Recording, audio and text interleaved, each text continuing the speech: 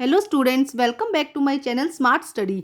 Students, आज हम directed of education की तरफ से दी जाने वाली वर्कशीट नंबर 20 करेंगे, जो कि क्लास 7th की है और सब्जेक्ट है सोशल साइंस। ये वर्कशीट 7 दिसंबर 2020 की है। तो आइए शुरू करते हैं आज की वर्कशीट शुरू करने से पहले प्लीज़ मेरे चैनल को सब्सक्राइब कर दीजिए। तो आइए देखते हैं आज की worksheet. Air, when water evaporate from land and different water bodies it become water vapors। जब water evaporate होता है लैंड से और डिफरेंट वाटर बॉडी से तो किस में कन्वर्ट हो जाता है बेटा? वाटर वेपर में। Moisture in the air at the any time is non humidity. जो भी मॉइस्चर होता है एयर के अंदर उसे हम क्या कहते हैं? Humidity. When the air is full of the water vapour we call it humid day. जब वाटर के अंदर बहुत ज़्यादा क्या होता है? वाटर वेपर होते हैं। जब एयर के अंदर बहुत ज़्यादा वाटर वेपर होते हैं तो उस डे को हम क्या कहते हैं? Humid day. As the air get warmer it capacity to hold the water vapour increase and so it become more and more humid. देखो क्या कहा गया है यहाँ पे कि अगर वाटर जो एयर है वो क्या होती है? वार्मर होती है, तो उसके अंदर वाटर वेपर को होल्ड करने की जो कैपेसिटी है वो भी क्या हो जाती है? इंक्रीज हो जाती है। और जब वाटर को होल्ड करने की कैपेसिटी इंक्रीज हो जाएगी तो बेटा क्या होगा? वो और भी ज़्यादा ह्यूमिड हो जाएगी। On a humid day clothes take longer time to dry. Humid day में क्या होगा बेटा? जो क्लोथ्स हैं वो ड्राई होने में और भी ज़्यादा टाइम लगाएंगे। Sweat from the body does not evaporate easily. हमारे बॉडी का जो स्वेट है वो भी क्या होगा? इजीली इवेपोरेट नहीं हो पाएगा। Making us feel very uncomfortable. और हमें कैसा फील कराएंगे? Very uncomfortable. आइए देखते हैं नेक्स्ट क्या लिखा। Type of rainfall. Type of rainfall दिए गए यहाँ पे convectional rainfall, cyclonic rainfall and relief या ओराग्राफिक रेनफॉल। तो देखो बेटा हम डायग्राम से समझते हैं। फर्स्ट हम देखो 3 टाइप के रेनफॉल दिए गए हैं यहाँ पे। फर्स्ट है जब क्या होता है कि एयर टेम्परेचर ज़्यादा होगा। जब क्या है? टेम्परेचर बहुत ज़्यादा है तो क्या होगा? यहाँ का जो सरफेस है वो क्या हो जाएगा? गर्म हो जाएगा। सरफेस के कारण जो एयर है यहाँ के जो नीचे की तरफ की एयर है वो क्या हो जाएगी? वार्मर हो जाएगी। वार्मर होने के कारण आपको पता है कि एयर क्या करती है? ऊपर की तरफ मूव करती है। जब गर्म हवा है, गर्म एयर है तो वो क्या करेगी? ऊपर की तरफ मूव करेगी। और जैसे जैसे ये ऊपर जाएगी क्या होती जाएगी? कोल्ड होती जाएगी, कूल होती जाएगी। और जब कूल होगी तो क्या होगा? कंडेंसेशन के कारण यहाँ पे क्या हो जाएगी? रेनफॉल। तो ऐसे रेनफॉल को हम क्या कहते हैं? Convection rainfall. सेकेंड है साइक्लोनिक रेनफॉल। साइक्लोनिक रेनफॉल में क्या होगा बेटा? एक तरफ से क्या आ रही है? वार्म एयर आ रही है और एक तरफ से क्या आ रही है? कोल्ड एयर आ रही है। जब ये दोनों एयर आपस में मिक्स होती हैं, एक दूसरे से मिलती है, तो उस समय जो रेनफॉल होते हैं, क्योंकि एक तरफ से क्या है? बहुत आपको कोल्ड एयर दिखाई दे रही है, एक तरफ से वार्म एयर, ये दोनों आपस में मिलकर क्या करती है? रेन करती है। तो ऐसी रेन को हम क्या कहते हैं? Cyclonic rainfall. और थर्ड है रिलीफ या ओराग्राफिक रेनफॉल। इसमें देखो क्या होता है कि एक मॉइस्चर एयर जिसके अंदर क्या है? बहुत ज़्यादा वाटर वेपर है, ऐसी एयर क्या कर रही है? मूव कर रही है, इधर से यहाँ तक जा रही है। और उसके सामने कोई माउंटेन आ जाता है। देखो इस तरह से कोई माउंटेन आ जाता है तो क्या होगा? इस एयर का जो वे है क्या कर दिया? ब्लॉक कर दिया माउंटेन ने। अब उसकी वजह से क्या करेगी? ये एयर जो है वो ऊपर की तरफ मूव करेगी। यहाँ पे क्या करेगी? इस तरफ ऊपर जाएगी। और जब जब जैसे जैसे ये ऊपर जाएगी, क्योंकि मॉइस्चर तो है इसके अंदर, जैसे जैसे ये ऊपर जाएगी क्या होती जाएगी? कोल्ड, ठंडी होती जाएगी, कूल होती जाएगी। और क्या होगा? फाइनली क्या हो जाएगी? रेन में कन्वर्ट हो जाएगी। इस तरह की रेल को हम क्या कहते हैं? रिलीफ या ओराग्राफिक रेनफॉल। नेक्स्ट देखते हैं क्या दिया गया है बेटा। When the water vapour rise it starting cooling. जब क्या होता है? वाटर वेपर ऊपर जाने लगते हैं तब क्या होता रहता है? वो कूलिंग होना शुरू हो जाते हैं। The water vapour condense causing formation of droplet of the water. और वाटर वेपर कंडेंस हो जाते हैं और किस में कन्वर्ट हो जाते हैं? वाटर ड्रॉपलेट्स में। देखो वाटर वेपर थे, अब किस में कन्वर्ट हो गए? वाटर ड्रॉपलेट्स में, पानी की बूंदों में। Clouds are just merge of the such water droplets. और जो क्लाउड्स है देखो, जैसे कि यहाँ पे क्या ये वाटर वेपर है कि एयर के अंदर क्या है? वाटर है। वाटर है, उसे हमने क्या कहा था? इवेपोरेट होके क्या बन गया था? वाटर वेपर बन गई थी। उससे हमने क्या कहा? Water vapour. जब वो ऊपर उठ रहे हैं, क्योंकि क्या है? टेम्परेचर राइज हो रहा है तो क्या हो रहे हैं? हीट हो रही है, जिसके कारण क्या हो रही है? ये ऊपर की तरफ उठते हैं। ऊपर की तरफ उठने के कारण क्या हो जाता है? कूलिंग हो जाती है और ये किस में कन्वर्ट हो जाते हैं? वाटर ड्रॉपलेट में।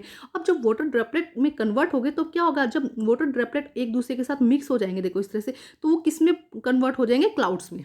जब वाटर ड्रॉपलेट्स आपस में क्या हुआ? एक ग्रुप बना लिया उन्होंने, तो वो किस में कन्वर्ट हो गए? वाटर ड्रॉपलेट में, सॉरी क्लाउड्स में।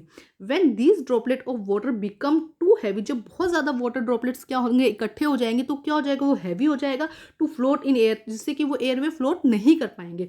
when these droplet of water become too heavy to float in air then they come down in precipitation। जिससे कि क्या होगा? जब हैवी हो जाएंगे तो वो वापस नीचे की तरफ आएंगे और इसे हमने क्या कहा है? प्रेसिपिटेशन या रेन कह देंगे इसे हम। नेक्स्ट देखते हैं, jet planes flying in the sky leave a white trail behind them. आपने देखा होगा कि जेट प्लेन फ्लाई करते हैं तो वो अपने पीछे क्या एक टेल छोड़ देते हैं, trail behind them white colour की। The motion air there engines condense, we see trail of the these condensation moisture of the some time when there is no air movement in the disturbed। देखो क्या कहा जा रहा है कि जब जो एयर है, मॉइस्चर एयर है, वो जो प्लेन से निकलती है वो क्या करती है, कंडेंस हो जाती है, जिसकी वजह से क्या होता है, we can see trail on the condensation moisture of the some time. हम क्या कर सकते हैं, उसको इजिली देख सकते हैं अगर क्या है वहाँ पे एयर जो है उसको डिस्टर्ब नहीं करती है। नेक्स्ट देखते क्या लिखा गया है, precipitation that come down from the earth in liquid form is called rain.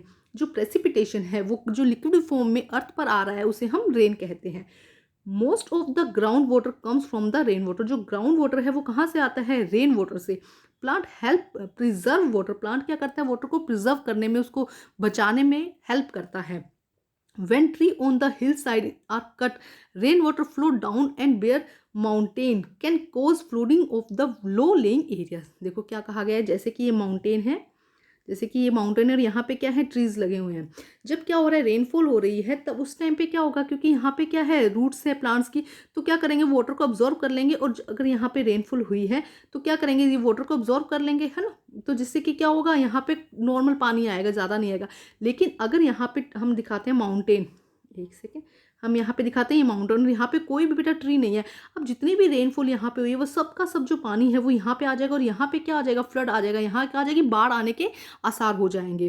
ठीक है, क्योंकि वो प्लांट्स तो है नहीं ना जो वाटर को क्या करें, एब्जॉर्व करें। नेक्स्ट देखिए क्या लिखा है, rainfall is very important for survival of the plant और एनिमल। एनिमल एंड प्लांट्स के लिए वो जो रेनफॉल है वो क्या है, सर्वाइवल के लिए बहुत ज़्यादा ज़रूरी है। It bring fresh water for the earth surface. Rainfall is less water skating the drought occur. अगर क्या होगा, जो रेनफॉल है अगर कम होगी तब भी क्या प्रॉब्लम है, सूखा हो जाएगा, है ना, लोगों को अकाल पड़ जाता है अगर रेनफॉल नहीं होती है। Then and the other hand, देखो दोनों ही, अगर कम होगी तो भी दिक्कत है, अगर ज़्यादा हो जाएगी तब भी दिक्कत है। तो if on the other hand if it is more flood take place, तो क्या होगा, बाढ़ भी आ सकती है। आगे देखते हैं क्या लिखा गया है, do you know other form of the precipitation are snow, sleet and hail. क्या आपने ये सुने हैं, ये भी क्या है, प्रेसिपिटेशन के एक रेन के ही क्या है, एक अलग रूप है। जैसे कि स्नो, स्नो क्या होता है, जब देखो जो वाटर वेपर में ना आकर, वाटर ड्रॉपलेट्स में ना आकर जब क्या आती है, आइस के रूप में आती है ना, स्नो के रूप में आती है, तो उसे हम स्नो, स्लीट और हेल कहते हैं। नेक्स्ट देखिए यहाँ पे क्या लिखा है, rain girls measure the amount of rain. ये क्या है, रेन को अमाउंट करने का है कि कितना रेन हुआ है, इसको अमाउंट करने का, एक मेजर करने का एक इंस्ट्रूमेंट है। देखो इसमें क्या क्या, इस तरह से इसको अर्थ के थोड़ा ऊपर रखा जाता है, जो सरफेस है उससे थोड़ा सा ऊपर रखा जाता है, और यहाँ से इस तरह से ये ओपन होता है। जितनी इसके अंदर रेन आते हैं यहाँ पे मेजरमेंट किया जाता है, मार्क लगे होते हैं, उसके अकॉर्डिंग हमें पता चलता है कि कितनी बारिश हुई है। अब हम करते हैं इसके क्वेश्चन आंसर।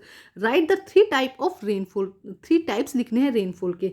तो देखिए यहाँ पे दिया गया है बेटा आपका आंसर, देखिए convectional rainfall, cyclonic rainfall and relief rainfall. तो ये हो जाएगा आपका फर्स्ट का आंसर बेटा। एक बार फिर देखते हैं, convectional rainfall, cyclonic rainfall and relief rainfall बेटा। रिलीफ या ओराग्राफिक रेनफॉल भी हम इसे कह सकते हैं। तो ये है आपका फर्स्ट का आंसर बेटा। हिंदी मीडियम में इसका पूरा एक्सप्लेनेशन भी मांगा गया है, बट आपकी वर्कशीट में सिर्फ टाइप पूछा गया, तो हम फर्स्ट, सेकेंड एंड थर्ड लिख देंगे। Why wet cloth take longer time to dry on rainy days. Rainy days में जो वेट क्लोथ्स हैं वो ज़्यादा टाइम क्यों लगते हैं ड्राई होने के लिए। तो आइए करते हैं इसका आंसर हम। देखिए बेटा answer number 2, the amount of the water in the air is excessive on humid day. Humid day के टाइम क्या होता है, the amount of the water in the air is excessive on humid day since there is already more moisture in the air. क्या है इस time पे, क्या है, एयर के अंदर पहले से ही बहुत ज़्यादा मॉइस्चर है। It takes longer time to dry wet cloth during the day. इसीलिए क्या है, ड्यूरिंग द डे क्या कर रहा है कि वाटर जो वेट क्लॉथ्स हैं उनको क्या लग रहा है, ड्राई होने में ज़्यादा टाइम लग रहा है। एक बार फिर देखते हैं, the amount of the water in the air is excessive and the humid day on the humid day since there is already more moisture in the air it take longer time to dry wet cloth during the day। अब हम करते हैं question number 3। अब हम करते हैं 3 बेटा।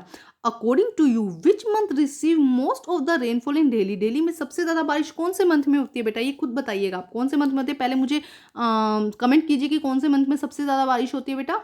Yes, जुलाई। जुलाई के टाइम क्या होती है, सबसे ज़्यादा बारिश होती है। अगस्त में भी होती है, बट हम मोस्टली कब कहते हैं कि जुलाई में क्या है, सबसे ज़्यादा बारिश होती है। नेक्स्ट क्वेश्चन देखिए, explain any important incident experience by you during the rainy day. क्या कभी आपको रेनी डे के लिए कोई एक्सपीरियंस याद है जो आपके साथ कभी कुछ अलग सा हुआ हो कि आपने कुछ अच्छा लगा हो आपको? तो यहाँ पे वो आपको इंसिडेंट अपना एक्सपीरियंस शेयर करना है। इससे मतलब बहुत ये क्वेश्चन आप खुद करिएगा बेटा, जब आप खुद सोच कर लिखेंगे तो आपका जो राइटिंग स्किल है वो बहुत अच्छा हो जाएगा। मैं एग्जाम्पल के लिए आपको करवा देती हूँ कि इस तरह से आप लिख सकते हैं, बट आप अपनी सोच और अपना ही एक्सपीरियंस यहाँ पे शेयर करेंगे। तो आइए करते हैं आंसर नंबर 4। तो देखिए बेटा answer number 4, once my brother and I were going to my friend house, suddenly it's starting raining and we did not even have an umbrella. भाई एक दिन क्या हुआ, मैं मेरे फ्रेंड कहाँ जा रहे थे, मेरा भाई कहाँ जा रहा था, हम लोग फ्रेंड के घर जा रहे थे, सडनली स्टार्टिंग रेनिंग, और क्या हुआ, बारिश होना स्टार्ट हो गया। We did not even have an umbrella, हमारे पास में कोई अम्ब्रेला भी नहीं था। So we started getting wet in the rain, इसलिए हमने बारिश में भीगना शुरू कर दिया। And then without going to our friends house we came to our house with soak cloth. तो फिर अब बारिश हो रही थी तो हम भीगे हुए कपड़ों में अपने दोस्त के घर तो जा नहीं सकते थे। देन क्या हुआ, we started going to our friend house, we came to our house with soft cloth, भीगे हुए कपड़ों के साथ हम अपने ही घर वापस आ गए। We enjoyed the rain day that day, हमने उस दिन बहुत इंजॉय किया उस रेन डे में। तो ये मेरा एक्सपीरियंस था बेटा। आप अपना एक्सपीरियंस शेयर करेंगे यहाँ पे, अपनी थिंकिंग और अपने सोच के साथ उसे करेंगे, ठीक है। यहाँ कॉपी पेस्ट मत कीजिएगा बेटा, ठीक है।